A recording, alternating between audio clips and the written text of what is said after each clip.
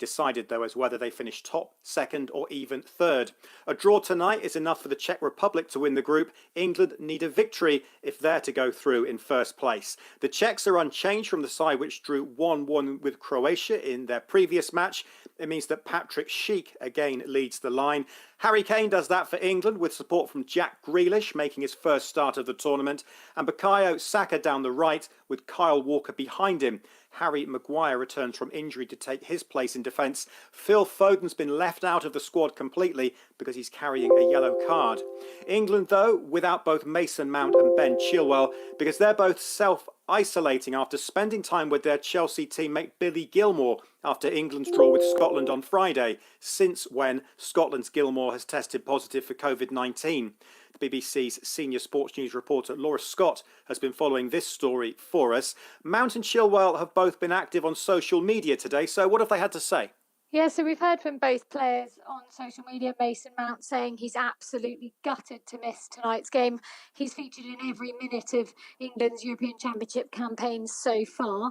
We also heard from Ben Chilwell. He said it's a tough one to take. Both said that they'd be obviously cheering on England tonight, and they said that they'd be ready to go again when they're called upon. But as you say, they've been told they have to self-isolate for 10 days. That's until the 28th of June. And that could mean that they might also miss the round of 16 game as well, because the game would either be played the night before their isolation finishes or the day after. So it's a really difficult one. And it impacts not only Gareth Southgate's preparations for tonight's fixture against the Czech Republic, but also his preparations going forward, because they'll have to train individually in private areas at St George's Park and not be part of the group. So clearly it's been a disruption to Gareth Southgate at a time when he would have really liked to have focused on this game against the Czech Republic. Well, that's it, isn't it? These two England players are adjudged to have had close contact with Billy Gilmour, the definition of which is a face-to-face conversation within 1 metre or having been within 2 metres of somebody for more than 15 minutes who tested positive for COVID-19. But Scotland's players, they would have shared a dressing room, a hotel, a training base with Billy Gilmour, and they've been deemed not to have had close contact with him. I mean, whilst that might well be the case, it must be a source of tremendous frustration for the England manager Gareth Southgate. Yes, he said it would be the worst case scenario if both Mount and Chilwell had to self-isolate, and that has now come about. They are having to self-isolate. I mean, there has been a lot of confusion and sort of talk about how it's happened that two England players have had to self-isolate and none of the Scotland squad have. We have to just go by what we're told by both the FA and the SFA and their communications with Public Health England, which is that clearly the advice from Public Health England and the decision is ultimately in the hands of the FA, that they've decided to isolate Chilwell and Mount, deemed close contacts, because we understand that's following interaction in the tunnel after the game. Whereas, as far as we understand it, the discussions with Public Health England that the SFA have had have seemed to have found no close contact. So there are strict protocols that teams are meant to follow off the pitch, and that sort of includes things like the dressing room, the canteens, travel to and from games, and we have to trust that those protocols have been followed from the Scotland side of things. There weren't any breaches, and that's how they've got 25 players available to face Croatia tonight. Whereas with England, clearly that conversation in the tunnel that took place between Mount, Chilwell and Billy Gilmour, that seems to have been the issue here, and that's why those players are deemed close contact. Laura Scott, many thanks indeed. Let's move on and talk about Scotland in greater depth now. All eyes will be on Hampden Park later as well. Scotland hosting Croatia. Whichever team wins that match will go through to the last 16, and either team with a victory could finish as high as second in the group. The former Norwich, Aston Villa, Stoke and Ipswich manager Paul Lambert played 40 times for Scotland, including in all three group games the last time they were at a major tournament, the 1998 World Cup in France. And I'm delighted to welcome Paul to Sport Today. Hi Paul, how are you? I'm okay, how are you? I'm not bad. We'll get into some of the specifics of tonight in a minute, but just what's your overriding emotion as a fan these days ahead of kickoff? I think it's great. We have got a chance because we took into the last game, which everybody wanted. We beaten England. I think that goes without saying if we were the better team. So for us to have the chance from the last game, especially being at Hampden, then you'd have took that when the tournament started. It was a great Scottish performance to hold England last Friday and have a few chances of their own as well, of course. But it finished goalless. How concerning is that absence of goals in this Scottish team, given that they need to win tonight to be certain of going through? Well, I think the performance will outweigh a lot of things. I think that would be the big thing for the team. I think there'll be any burden of we must. I think there'll be confidence will be really high. I know Scotland is really high as a country. What the guys have done, and they've in their own hands against a great team that, in my opinion, what they were a few years ago. No, Modric isn't the same player. He's 35 now. He can't do what he done when he was 25 or 30. So we have a really good chance here. I think if we can just take the chances we do create, then we'll hopefully get through. And Scotland have never reached the knockout stages of a major tournament, not before you played and not in the years since.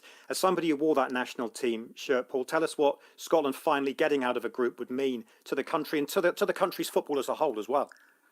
Well, I was up in Scotland at the weekend doing the England game, and it was brilliant. The atmosphere in Glasgow on Friday during the day was absolutely brilliant, and the 20 or 30,000 Tartan Army fans that came down to England looked like as if they had an absolute party, which has been brilliant. So I know the COVID and everything that's going on with that, but to see that again in football, I think was, especially for our country, was absolutely brilliant. Yeah, it was great to see, and good luck to all the teams competing tonight. Paul Lambert, many thanks for joining us on Sport Today.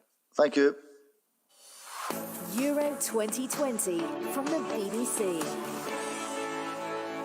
Now to some more of the day's news from the tournament. European football's governing body, UEFA, has declined a request to light up the Allianz Arena in Munich in rainbow colours ahead of Germany's match against Hungary there on Wednesday.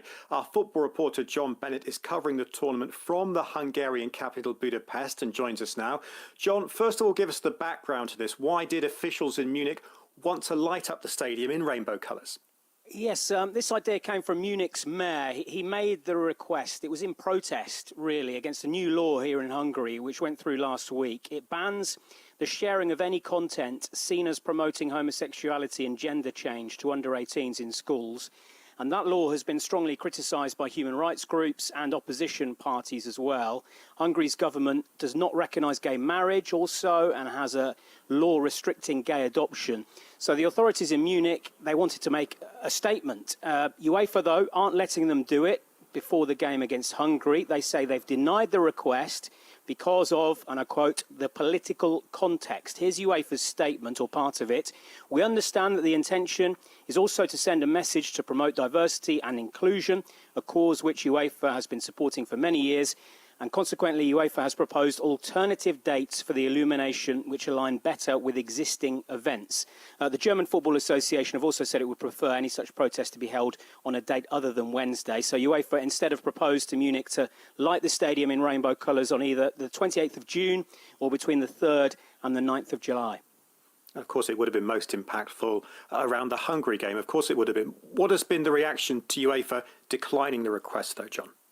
Very strong reaction. Several German politicians have reacted with disappointment to UEFA's decision, including the Bavarian state premier Markus Söder. He says it's a shame that Munich Stadium won't be allowed to light up in rainbow colours. That would have been a very good sign for tolerance and freedom. Munich's mayor is going to deck the city in rainbow colours anyway, so not the stadium but the city. Other German cities are going to follow that example as well. Berlin, Cologne, Frankfurt. Here in Hungary, the largest LGBTQ plus organisation, the Hatter Society, said this week that lighting the Allianz Arena in rainbow colours on Wednesday would have been a major show of support. But also here in Hungary, the country's foreign minister has said that mixing politics and sport was, in his words, harmful and dangerous, and he's welcomed UEFA's decision today. That is John Bennett in Budapest, and John will be back with us on Wednesday's programme live from outside the city's Puskás Arena to preview the final games in what is by far the toughest group at the Euros. That's Group F. And it isn't only Europe hosting a continental championship. In South America, Argentina have yet to lose a game at the Copa America, which is being played in Brazil. The Sevilla midfielder Papu Gomez scored the only goal as Argentina beat Paraguay 1-0 in Group A. It moved them on to 7 points. It means they have a 2-point lead at the top of the standings in that group, ahead of second place Chile, who drew with Uruguay. Let's get the thoughts of the Argentina football journalist Marcela Mora y Araujo. Now, Argentina were due to co-host the Copa initially, then to be outright hosts, then they were stripped of hosting rights altogether because of the pandemic. I'm wondering how gratifying it is for football fans in Argentina to see their national team doing so well, but also whether COVID-19 continues to cast a shadow over this Copa America. It's still playing out quite strongly. So, for example, we saw Luis Suarez score yesterday, but just before the tournament, he was among a handful of players who were saying we shouldn't really be playing this. We also saw a Bolivian player who tested positive for COVID making public statements on his social media saying, what will CONMEBOL do if someone dies? And then being fined and suspended for one match for making those comments. And I think that kind of slight unrest is also playing out among the fans. So Argentina has got the points and has actually classified it in what's a strange group setup, because there's two groups of 5 teams, 4 of which will go through in each group. So at the end of the month or the week, which is the same thing, we will only see 2 teams going home. And that already fans are saying that this is just a show for TV. This isn't a proper tournament. We like more kind of, like the Euro Cups being done. That's slightly frustrating for some. And at the same time, we're seeing a level of quality of football that isn't really what we all want to see. I mean, in a way, there's a lot of hope pinned on Messi that he will win something big for Argentina, and he did a couple of lovely assists, and it's great. But I don't get the sense at all that people are saying, hurrah, hurrah, the Copa's here, look how great we are. We talked a bit about Argentina because of the form they've shown so far in these unusual groups, as you say, groups of 5. Who else, if you could pick one other team, who else is impressing you so far at the Copa America, even if perhaps the overall standard isn't perhaps what we're seeing in Euro 2020? Well, I always rate Uruguay, and they don't have the results, but I think they've shown more of that hunger and determination that they often do. And obviously Brazil have a lot going for them. I mean, the host nation, which again, arguably, the home advantage sort of disappears without a home crowd. But, it still weighs a lot. And Neymar is on very, very top form. Argentina also, although a lot of fans in Argentina are kind of underplaying the wow factor of their game, are probably gonna do well because they're actually quite solid and I think there's a tendency to think that we love a sort of a passing, fiddly trickster game full of beauty and so on, and maybe lack strategy and defence, historically speaking. Although I haven't been wowed by Argentina so far, and certainly last night's game, someone very disparagingly said the second half could have been an email. I wouldn't rule Argentina out early at all. Well, Marcella, many thanks for joining us. I'm sure we'll talk about this again as the tournament progresses, but thank you for joining us today on Sport Today. A pleasure, as always. Now let's bring you a big Olympic story. The Chinese swimming star Sun Yang has had his 8-year ban for committing an anti-doping violation reduced, but he will still miss the Games in Tokyo. A second hearing with a new panel of judges at the Court of Arbitration for Sport has found that while he did commit a doping violation in September of 2018, the original sanction of 8 years should be reduced to 4 years and 3 months, backdated to the end of February 2020. Our sports news correspondent Alex Capstick reports. Sun Yang is one of China's sporting superstars. He's won Olympic and world titles, but he's also a divisive figure in swimming. And after a protracted and convoluted doping case, he's now classed as a drug cheat and is barred from competing. The saga began in September 2018 when he was visited by anti-doping officials at his home. Sun Yang doubted their credentials. The row continued until the early hours of the morning when a member of his entourage smashed a vial containing a blood sample with a hammer. The World Swimming Authorities cleared him of wrongdoing, a decision that was challenged by the World Anti-Doping Agency at the Court of Arbitration for Sport. After a chaotic public hearing in December 2020, he was found guilty and given an 8-year ban because it was a second offence. There was outrage back home, but the verdict was overturned when it emerged the leading judge had made racist comments about China on social media. The case was heard again with a completely new panel last month. It's concluded that Sun Yang had acted recklessly, but the sanction has been almost halved in line with new regulations which allow for greater flexibility.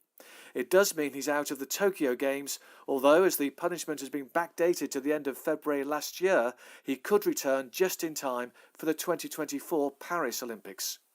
Our correspondent Alex Capstick. To cricket, India will take a 32-run lead into the reserve day for their rain-affected inaugural World Test Championship final being played at Southampton against New Zealand. There on England's south coast on day 5, the New Zealanders made 249, replying to India's first innings 217, but India had erased the deficit by the close, reaching 64 for 2. Watching at Southampton for Sport Today was Eleanor Oldroyd. A fascinating day's Test cricket befitting a world final, and it's set fair for a full day's play tomorrow, although a draw is still the most likely result after we lost 2.5 days to the weather. Scoring was tricky for most of the day, with the bowlers dominating under low clouds. New Zealand reached a hard-fought first innings lead of 32, Kane Williamson crawling to 49, Mohammad Shami taking 4 for 76. The Black Caps came out after tea looking for quick wickets, but India battled through for the loss just of their openers, Gill and Rohit. It'll be down to Kohli and Pujara to bat them to safety in the morning, although it'll be a fascinating first hour for New Zealand's seamers. At the close, India 64 for 2, a lead of 32. More from Ellie in tomorrow's programme. You can also read more about that match now on the BBC Sport website. But next on Sport Today, too, an historic moment in the NFL. What's up, people? I'm Carl Nassib. I'm at my house here in Westchester, Pennsylvania. Just want to take a quick moment to say that I'm gay. I've been meaning to do this for a while now, but I finally feel comfortable enough to get it off my chest. I really have the best life. I got the best family, friends, and job a guy could ask for. I'm a pretty private person, so I hope you guys know that I'm really not doing this for attention. I just think that representation and visibility are so important. I actually hope that one day videos like this and the whole coming out process are just not necessary. But until then, I'm going to do my best and do my part to cultivate a culture that's accepting, that's compassionate, and I'm going to start by donating $100,000 to the Trevor Project.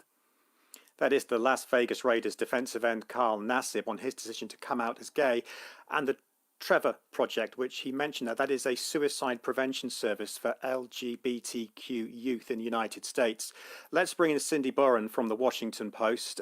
Cindy, how has this news been received in the US?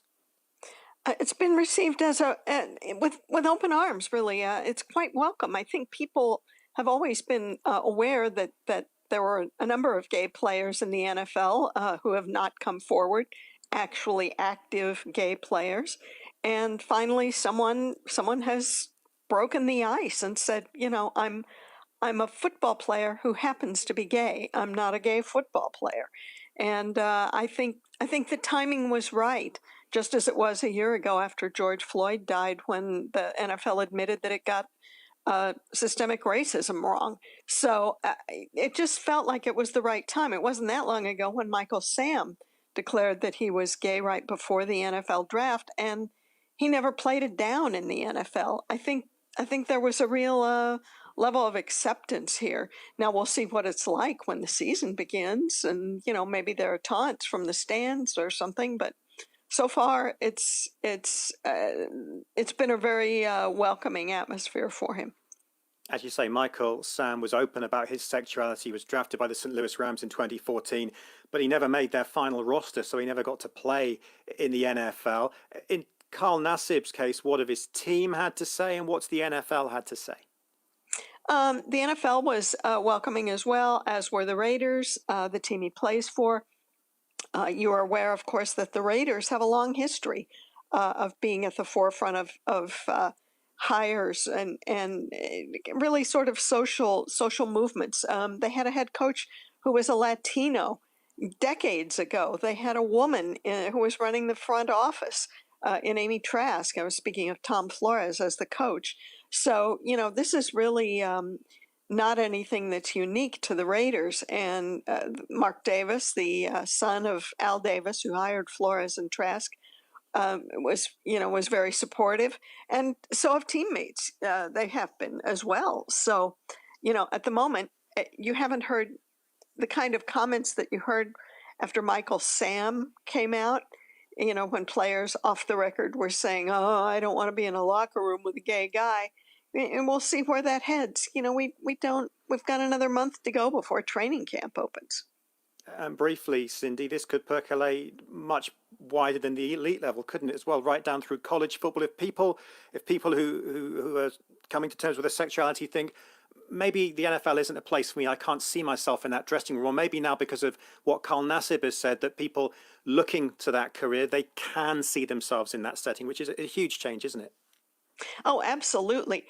When Michael Sam made his announcement, he had played at the University of Missouri, and Missouri players were like, yeah, we knew it. It just wasn't a big deal. You know, there was an acceptance level to it then on the college level. You're talking about youngsters who have grown up around gay people with a level of acceptance that wasn't there when some of us were young and growing up. So it's moved in this direction very slowly, it seems at times, and yet all of a sudden it's there. So, you know, hopefully this can inspire other people who might be inclined to sort of remain in the closet to speak out.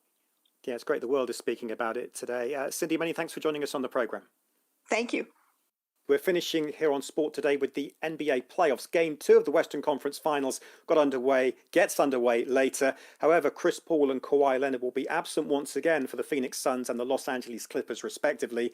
Paul remains out indefinitely. The NBA's health and safety protocols have been activated for the player. That happened last Wednesday after he tested positive for coronavirus. Leonard's issue is a sprained knee, keeping him out. The Suns are 1-0 up in the series with the Clippers. That's thanks in part to guard Devin Booker, who scored his first triple-double in the 120 to 114 points win over the Clippers in Game 1. Speaking after that victory, Booker says he's expecting Game 2 to be tougher. You know, it's the playoffs. Teams going to make adjustments. Teams going to throw different defenses at you. And, you know, the preparation with our team and, you know, our coaching staff, you know, I feel like we're ready for any type of defense that we see. You know, obviously they're playing small ball lineup. And they're going to be switching a lot of action. So, you know, we have to find ways to counter that. But really good defensive team over there, aggressive defensive team over there. So, you know, we just have to take care of the ball and make the right plays. The NBA journalist Lindsay Dunn joins us. Lindsay, which absence hurts which team the most, Leonard's or Paul's? That's a really good question, and it is Kawhi Leonard. He definitely has such an impact on the court for his team, and we've seen it when he was on previous teams, from the Spurs to the Raptors. It is going to be instrumental and extremely important for Paul George, Rondo, Terrence Mann, all of them to step up for the Clippers to get this win, because if Kawhi Leonard was in this series, I still think it would go to 7 games. Really good chance that the Suns could still take it. But without Kawhi, I think the Clippers' chances have pretty much went away. So it is devastating for Clippers fans that Kawhi is probably not going to return at all this season, and especially for this series. Yeah, it's huge, isn't it? I suppose around Chris Paul, perhaps there's a possibility he could come back, but obviously the NBA's protocols around COVID-19 have been activated, so great uncertainty there as well. Yes, there's so much uncertainty surrounding this. This entire playoff series involving every team, there's been so much weird uncertainty and storylines, but there is a good chance, though, that Chris Paul could come back for Game 3, possibly more so Game 4. They're saying that he had 2 negative tests come back, but they're still having him in those protocols to make sure he's okay and that nobody else has a chance of being infected. But right now, this storyline is the little engine that could, that's the Suns, taking on the comeback kids of the Clippers, who are constantly in this playoff series, and even last year, they always fell behind in it. And are they going to be able to come back? I don't think so. But if Chris Paul comes back, there's really no chance for the Clippers. And briefly, as we look ahead to Game 2, you laid it out there, but 2-0 for the Suns after Game 2. Would that start to put a real doubt in, even if they are comeback kings, that the Clippers might not be able to do it? Oh, absolutely. That'll put so much doubt in their mind. They're going to question each other. They're not great when they have these comeback games. They shouldn't be so far behind. Because if we look at the stats and analytics and all of that, the Clippers pretty much are a better team. But for some reason, they consistently choke. They have some psychological issues sometimes with free throws or whatever they're doing. But the momentum is surrounding the Suns. And if they go up 2-0, I don't believe there's a chance for the Clippers. And especially how the Suns are playing with their spacing, their ball movement. Right now, they are the better team. It's a fun storyline to follow because I don't think anybody predicted any of these teams to be anywhere near the finals. This is what we want. Uncertainty and drama. Lindsay, many thanks for joining us. Anytime. Thanks, Ed. The final matches in Euro 2020's Group D are about to kick off. England and the Czech Republic are both already into the last 16. What is still to be decided is where they will finish. The Czech Republic will win the group if they avoid defeat at Wembley against their hosts, who need a victory to top the group themselves. In Glasgow, the winner of the match between Scotland and Croatia will secure their place in the last 16. At Wembley, it is Harry Kane up front leading the line for England, with support from Jack Grealish making his first start of the tournament, and Bukayo Saka down the right with Kyle Walker behind him. Harry Maguire has returned from injury to take his place in defence. That's it from Sport Today. Bye for now. Sport Today is a BBC Sport production for the BBC World Service. This is the BBC World Service with jewellery designer Rajvi Vora exploring why gold is so highly revered. Compared to any other asset, gold is the asset. We treasure it, barter with it, and wear it. But why has there always been such a fascination with gold? Gold is the perfect money. It's hard to get, lovely to look at, and it's incredibly hardy. The golden age of gold. Wednesday at 8 and 19 GMT. And in 30 minutes, Digital Planet with Gareth Mitchell. From healthcare to crime, recruitment to housing, machine learning is increasingly making decisions that affect your life. So, we're asking serious questions about the data that powers the algorithms. This is the BBC World Service, the world's radio station.